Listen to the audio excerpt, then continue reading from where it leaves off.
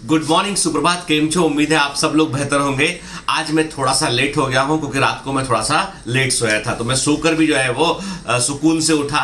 आज संडे था वैसे भी, तो मैंने कहा चलो आप भी थोड़ा देर से सोकर उठेंगे, कोई बात नहीं। खैर, जो पढ़ रहे हैं उनके लिए जो है, मैंने कहा ना, जो एक विद्यार्थी होता है, एक स्टूडेंट होता है, जो अपना करियर बनाने की फेज में होता है ना, उसके लिए जो है वो कोई संडे नहीं होता, कोई वीकेंड नहीं होता। हर दिन उसका एक समान गुजरता है ताकि उसकी बाकी की जिंदगी जो है वो अलग अलग रंगों में गुजर सके। ठीक है ना। याद रखिए, विद्यार्थी के लिए, एक स्टूडेंट के लिए जो है वो हर दिन एक तपस्या के समान होता है, और जब तपस्या का फल मिलता है उसके बाद वो चीजों को एंजॉय कर पाता है। और लाइफ हमेशा एक पैकेज के रूप में होती है। आप यदि अपना सुख आज खर्च कर लेंगे, सुनिएगा बात को, जीवन में सुख और दुख जो है पैकेज के रूप में मिलते हैं, यानी हम सबके पास में वो पैकेज प्रेजेंट है। आपने कब सुख खर्च किया तो क्या बचेगा? दुख बचेगा। दुख खर्च कर लिया तो सुख बचेगा। अब आपको दुख कैसे खर्च करना है? यदि आप शुरुआती दौर में जो है बहुत सारे सेक्रीफाइस करते हैं, पढ़ने पर फोकस करते हैं, अपने छोटी छोटी खुशियों को मारकर आप जो है वो केवल अपने मंजिल पर फोकस करते हैं, तो आप अपने दुख वाला हिस्सा खर्च कर रहे हैं। सुख वाला हिस्सा बचा हुआ है और पूरी जिंदगी फिर आपको वो सुख वाला हिस्सा ही काम आएगा। ठीक है, तो चॉइस हमेशा हमारी होती है। हर आदमी की लाइफ को जो है वो बैलेंस कर दिया गया है, और ऐसा नहीं है कि जो बहुत बड़े लोग होते हैं उनको भी कोई दुख नहीं है। किसी को हेल्थ का प्रॉब्लम है, किसी को कोई दूसरा प्रॉब्लम है, किसी को और बड़ा बनने का प्रॉब्लम है।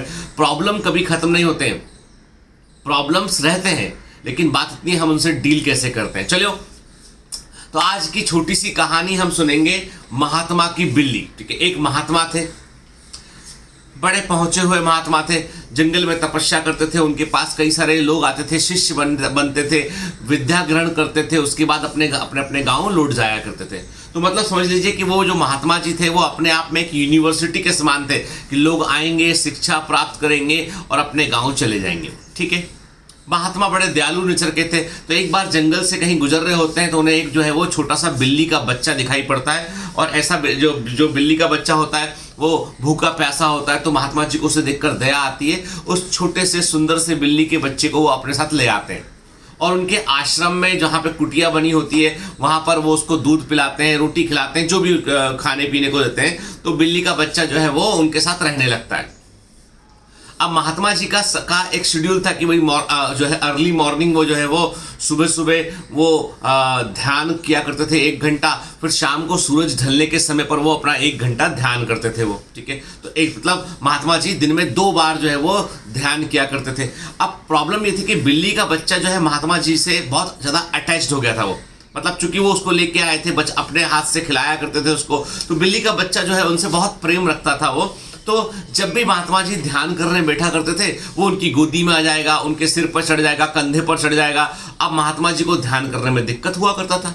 तो महात्मा जी ने अपने शिष्यों से बोला, उस समय जो शिष्य रहे होंगे उनसे बोला कि देखो भाई, जब भी मैं सुबह 6 बजे ध्यान करता हूँ, शाम को 6 बजे ध्यान करता हूँ, इस बिल्ली के बच्चे को सामने वाला जो पेड़ है उस पेड़ पर बांध दिया करो ताकि ये मुझे डिस्टर्ब ना करे, वहां से मुझे देखता रहेगा उठ के। तो रोज सुबह महात्मा जी के ध्यान करने के 6 बजे ध्यान करने के ठीक 2-4-5 मिनट पहले उस बिल्ली के बच्चे को सामने के पेड़ पे बांध दिया करते थे वो लोग, और महात्मा जी ध्यान किया करते थे। ठीक है, शाम को भी यही सिस्टम था, और ऐसा चलता रहा। बिल्ली का बच्चा जो है वो कई सालों तक उनके साथ रहा और वो चलता रहा। और अब क्या हुआ कि उनके जो उस समय के जो शिष्य जो बिल्ली के बच्चा बांधा करते थे, जिनको ये कारण मालूम था कि बिल्ली का बच्चा क्यों बांधते हैं, वो शिष्य जो है वो अपने अपने गांव लौट गए शिक्षा प्राप्त करके। अब दूसरे नए शिष्य आए, उन्होंने देखा कि महात्मा जी जब भी ध्यान में जाएंगे बिल्ली का बच्चा सामने बांध देने आए, शाम को फिर ध्यान में जाएंगे बिल्ली का बच्चा शाम को सामने बांध दो, और फिर जब ध्यान पूरा हो जाए छोड़ दो उसको। ठीक है, चलता रहा। एक दिन महात्मा जी खत्म हो गए, तो उनका जो सबसे योग्य शिष्य उस समय जो सबसे योग्य शिष्य था, वो योग्य शिष्य जो है वो उनकी जगह पर आकर महात्मा बन गया। भाई वो तो सक्सेशन होता है, तो वो उसने कहा भी कि आश्रम का चलता रहना चाहिए, वो आकर बैठ गया। अब उस शिष्य को भी जो है वो यही हैबिट थी कि जब भी पूजा करो, ध्यान करो, तो बिल्ली का बच्चा सामने बांध दो। ठीक है, बांध दिया करते थे उस बिल्ली के बच्चे को। एक दिन बिल्ली का बच्चा मर गया, भाई उम्र हो गई उसकी, मर गया वो। तो अब वो जो नए महात्मा जी थे वो शाम को 6 बजे ध्यान करने बैठे, तो ध्यान ही ना लगे उनका। उन्होंने कहा भाई वो तो बिल्ली का बच्चा नहीं है सामने, हमारा तो ध्यान ही नहीं लग रहा है इसमें, हम ध्यान ही नहीं कर पा रहे अपना, क्या करें।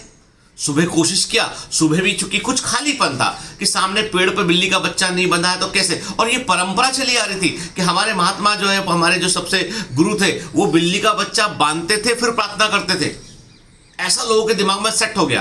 तो अब पूरे जंगल में जाके वैसा दिखने वाला बिल्ली का बच्चा ढूंढने की कोशिश की गई, फिर एक आध दो कहीं से बिल्लियां मिली, लेके आए, सामने पेड़ पर बांधा और फिर उन्होंने जो है वो अपना ध्यान लगाया। आप बोलोगे सर इसका मतलब क्या है? इसका मतलब यह है कि हम सारे लोग भी बगैर कारण जाने बहुत सारे बिल्ली के बच्चे बांधने के बाद अपना काम करते हैं। जैसे कि हमें पढ़ना है, पढ़ने बैठना है, तो हम क्या बोलेंगे, हमारे पास ये नहीं है, हमको पहले चाय बनाना है अपने लिए, हमको पहले ये करना है, उसके बाद हम पढ़ने बैठेंगे। हम क्या करते हैं, खूंटा बांध देते हैं हम कि भाई ये काम करने के बाद ये वाला काम करेंगे हम। हमारे लिए ध्यान उतना इंपॉर्टेंट नहीं है, पढ़ना उतना इंपॉर्टेंट नहीं, इतना है वो बिल्ली का बच्चे का बना रहना। मतलब हम क्या करते हैं, हम बिल्ली के बच्चे पर फोकस करने लगे, क्योंकि बिल्ली का बच्चा तो डिस्ट्रैक्शन करता था वो। तो महात्मा जी जो सबसे पहले थे उन्होंने उसको वहां इसलिए बांधा था ताकि वो उनके ध्यान में प्रॉब्लम ना कर सके। लेकिन आने वाले समय में परंपरा ये हो गई कि बिल्ली का बच्चा बंधेगा तो ही प्रार्थना कर पाएंगे। ऐसा ही कई लोगों की जिंदगी में होता है। हम हर बार एक छोटा बहाना ढूंढते हैं, हर बार कोई ऐसी वजह ढूंढते हैं। क्या वजह ढूंढते हैं? यार हमारा तो गलत कोचिंग में एडमिशन हो गया, हमने गलत जगह पर फीस दे दी, हमने ये वाली बुक हमारे पास नहीं है, हमारी तो आर्थिक परिस्थिति बड़ी खराब है। हर बार पढ़ने बैठेंगे उसके पहले यही बात करेंगे, हमारे पास तो कुछ है ही नहीं है, दूसरे लोग तो बहुत आगे चल रहे हैं, मैं तो पीछे रह जाऊंगा, मैं तो उतना बुद्धिमान ही नहीं हूं। हर बार अपने दिमाग को एक खूंटा बांधेंगे कि भाई मैं तो हूं ही नहीं बुद्धिमान, मैं तो होगा ही नहीं। क्यों भाई? ऐसा सोचने का क्या कारण है? मतलब आप क्या करते हैं, जब भी आप इस तरह के तर्क देते हैं जिनको मैं कुतर्क बोलता हूं, ये तर्क जो होते हैं ना, ये आपको केवल और केवल कंफर्ट जोन में डालने के लिए होते हैं। आप ऐसा इसलिए बोलते हैं ताकि आपको कष्ट ना हो, आपको प्रॉब्लम ना हो, इसलिए ऐसा बोलते हैं। अब आप में से कई लोग इस बात से असहमत हो जाएंगे, बोलेंगे नहीं सर आपको क्या पता हमारी परिस्थिति क्या है। अरे भाई ऐसा है, जो परिस्थिति है ना उसमें तुम्हारा दोष तो है नहीं, लेकिन यदि इस परिस्थिति में तुम पड़े रहे, इसी में तुम रहे, इसको तुमने कंटिन्यू किया, तो ये तुम्हारा दोष होगा। तुमको बाहर निकलना है तो अपने आप को लॉन्च करना पड़ेगा, अपने आप को जो है वो पोस्टर फाड़कर हीरो बाहर निकालना पड़ेगा अपने आप को, अपनी एक बेहतर इमेज बनानी पड़ेगी, अपने आप को गेम चेंजर बनाना पड़ेगा कि आपने पूरा गेम ही बदल दिया, आपने सब कुछ बदल करके आपने फैमिली का इकोनॉमिक कंडीशन चेंज कर लिया। मैं अच्छे से जानता हूं कि मैं पहले भी कभी बताया हूं कि मेरा एक स्टूडेंट था, एक छोटा सा गांव था विदिशा के पास, चिरोड़िया, वहां से वो साइकिल से अपना मेरे यहाँ पढ़ने आया करता था। उस समय मैं वीकेंड में बच्चों को पढ़ाया करता था। और मैंने बताया था आपको कि मैं अपने समय में स्टेट पीएमटी में मैं जो है बहुत अच्छे टॉप रैंक पे में से एक में था, बैठ के ऑल इंडिया पीएमटी मेरा अच्छा रैंक था, एफएमसी मेरा अच्छा रैंक था। तो उस जमाने में वहाँ पे टीचर वीचर कुछ विदिशा में हुआ नहीं करते थे, स्पेशली इन बॉटनी। तो वो वीकेंड में जब मैं घर आता था अपने संडे टू संडे मुझसे पढ़ने के लाते थे। कोई कमर्शियल एंगल नहीं था, बस वो भैया भैया बोल के पढ़ने जाया करते थे। तो वो बच्चा, अब लेकिन मैं शुरू से वैसा आदमी, यदि मैं कोई काम करूंगा ना तो एकदम प्रोफेशनल वे में करूंगा। मैं कभी भी रैंडम काम नहीं करता हूं। तो वो सुबह उनकी क्लास लगती थी, सुबह 7 बजे से क्लास लगेगी उनकी और शाम के 7 बजे तक 12 घंटे क्लास चलती थी। सुबह क्लास लिया, 2 घंटे 3 घंटे क्लास लिया, 1 घंटे गैप दिया, फिर क्लास लिया, फिर 1 घंटे गैप दिया, फिर क्लास लिया, फिर 1 घंटे गैप दिया, ऐसे क्लास लिया करता था मैं। एक दिन में 4 क्लास। बच्चे बेचारे जो है ना, सच बता रहा हूं मैं, 70-80 बच्चे थे, वो सारे के सारे बच्चे जो है एकदम बिल्कुल अक्षरश फॉलो करते थे। मेरे जाने पर पिन ड्रॉप साइलेंस आता था क्लास के अंदर, पता नहीं इतना रिस्पेक्ट कैसे था उनके अंदर। और मैं आज भी जो है मैं महसूस करता हूं कि वो बच्चे ही कुछ अलग थे वो। अब तो वो सुबह गांव से आया करता था। एक दिन मैंने देखा लंच टाइम में वो जो है वो, बाकी बच्चे तो क्या था आसपास निकल जाएंगे आधे 1 घंटे के ब्रेक में, कहीं होटल में जाके समोसा खा लेंगे, कहीं कुछ खा लेंगे, कुछ बच्चे अपने आसपास अपने घरों में जाएंगे, टिफिन खोल के खा लेंगे। वो लड़का जो है वो 3 सूखी रोटी, 1 प्याज और थोड़ी सी जो है नमक और लाल मिर्च वो पुड़िया में बांध कर आया करता था। एक दिन मैं, और जहाँ अक्सर छिप कर लंच किया करता था, एक दिन मैं पहुंच गया नीचे लंच के उस ब्रेक के दौरान मैं नीचे पहुंचा कोई किताब या कुछ लेने के लिए। तो मैंने देखा वो खा रहा है खाना, तो मेरी नज़र गई उसके खाने पे कि 3 सूखी रोटी है, 1 छोटा सा प्याज है, नमक है, लाल मिर्ची है, उससे लगा के वो खा रहा है खाना। मुझे मन में पता नहीं, मुझे मन में बड़ा अच्छा सा नहीं लगा, मुझे ऐसा लगा कि यार हम, और उसी समय पर ठीक मैं ऊपर मम्मी को बोल के आया था, मम्मी ये सब्जी अच्छी नहीं बनी गिलकी की, मम्मी ऐसा नहीं करो, मम्मी ये जो छोले बनाए हैं ना इसमें थोड़ा सा जो है वो थोड़ा मसाला और डालो टाइप से। घर में बना था खाना। मुझे बहुत शर्म आई अपने आप पर कि मैं ऊपर जाके कंप्लेंट कर रहा हूँ अपने अच्छे खाने की, और ये बच्चा जो है अपने पढ़ने मेहनत के लिए जो है वो ये सूखी रोटी नमक से लगा के खा रहा है। मैं उसको बोला कि मैं नाम लेना नहीं चाहूँगा, बड़ा आज वो बहुत बड़ा डॉक्टर है, आज वो बहुत बड़ा डॉक्टर है उठ के। तो मैं अपने घर से मैंने उसको मम्मी से बोला कि मम्मी वो एक लड़का आता है, वो जो है थोड़ा सा फाइनेंशियल कंडीशन ठीक नहीं है उसकी, तो पढ़ने आता है, तो उसको क्या एक कटोरी सब्जी दे सकते हैं हम? मम्मी ने कहा ठीक है। तो जब भी घर में सब्जी बनती थी, दाल सब्जी जो भी, तो उसको नीचे कटोरी में ला के ना कुछ और पूछ, साथ में नमकीन जो भी घर में अवेलेबल था वो दे दिया करते थे। और वो शुरू में बड़ा संकोच किया करता था लेने में। फिर मैंने कहा देख तू मेरे भाई के जैसा है ना, तू नहीं खाएगा तो मैं भी यही खाऊंगा जो तू खाता है, ठीक है ना। बोला नहीं सर वो ऐसा। मैंने कहा कि नहीं कोई बात नहीं, तुम जो है वो खा ले, ऊपर जाएगा वो खाने के लिए। तो हालांकि ऊपर नहीं आया वो, नीचे इसको हम भिजवा दिया करते थे, वहीं खाया उसने। सिलेक्ट हुआ वो, सिलेक्ट होने के बाद वो MBBS किया, उसने MD किया, देन DM किया।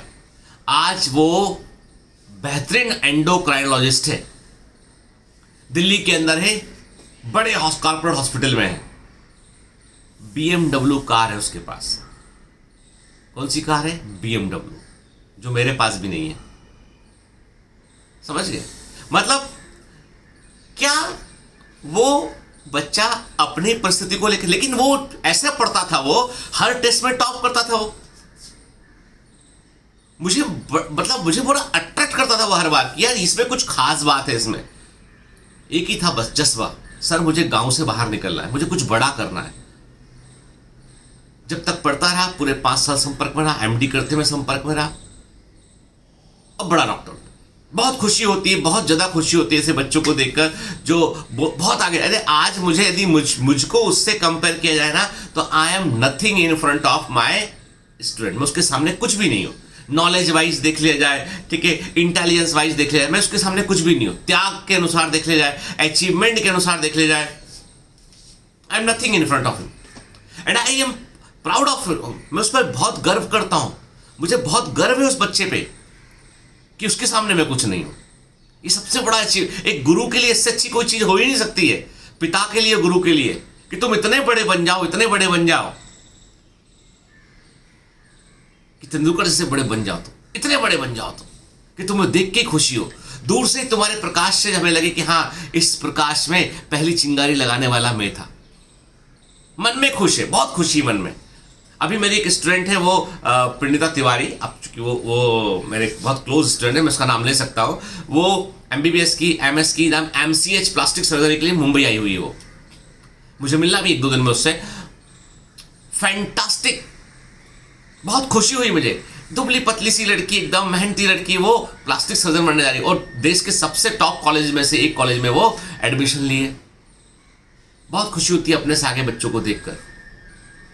बस बिल्ली मत पालिएगा, समझ लीजिए, कोई बहाना नहीं, कोई बिल्ली नहीं पालना कि इस बिल्ली के कारण तपस्या होती। नहीं, तपस्या करते हो इसलिए बिल्ली वहां बांधी है हमने, समझ गए ना? ठीक है, have a great day, all the best.